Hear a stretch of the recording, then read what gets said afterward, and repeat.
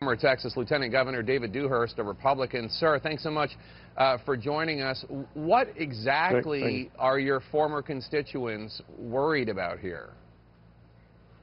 Well, Jake, I think you've got some paranoia, which is based upon legitimate concerns by my fellow Texans, by myself, and by a lot of Americans about the trustworthiness and the competence of President Obama.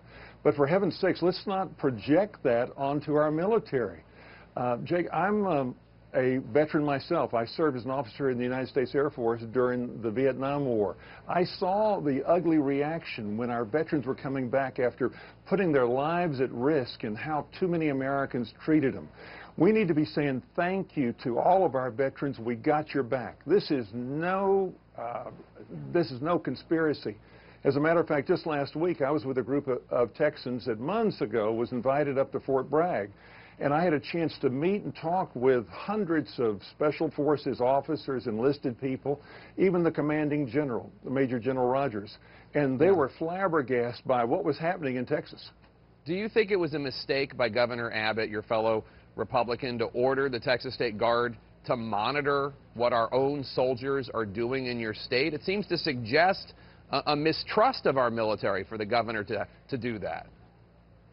I don't see it that way. I've known our new governor, Greg Abbott, for 20-plus years. He's a friend of mine. He loves the United States military as much as I love the United States military. I think he was basically saying, I've listened to my constituents, I understand that they're concerned, and everything is going to be okay.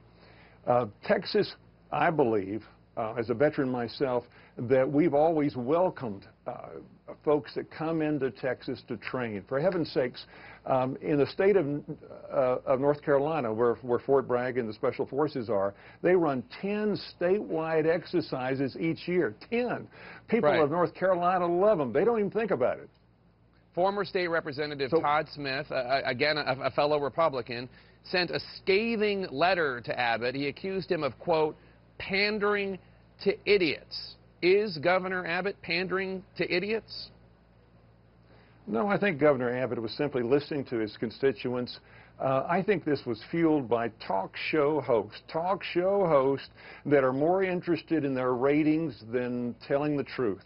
And so all I tried to do with my editorial and talking every day to people is to remind them that we've had training exercises going through Texas since we were first formed as a republic and now as a state, and that Texans love the military. We support the military, and if I've got any message, it's to all of our active duty and our veterans to say that in Texas we appreciate you, we got your back, and God bless you for your service.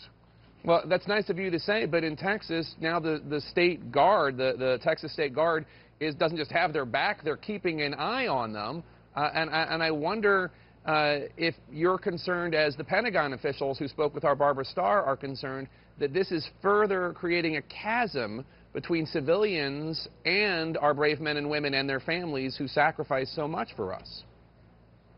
Well, that's the last thing in the world which we want to do in Texas. I think Governor Abbott clarified his comments just today or yesterday. After all, he was at the National Day of Prayer yesterday. He prayed for our troops today. He said he wants to make sure that we're coordinated.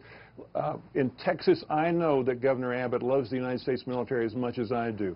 And what this is all about is some paranoia, some of it based upon legitimate concerns that we have about, again, the trustworthiness and the competence of this president. But for heaven's sakes, let's not project that onto our military.